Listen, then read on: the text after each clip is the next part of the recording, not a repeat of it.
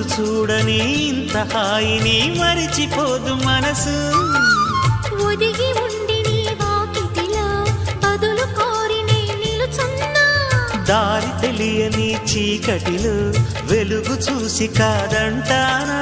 ఊరించి ఇది ఏ మాసం? ప్రేమించే ప్రతి గుండెను అందెల సందడి చేసే హేమంతం ఇది.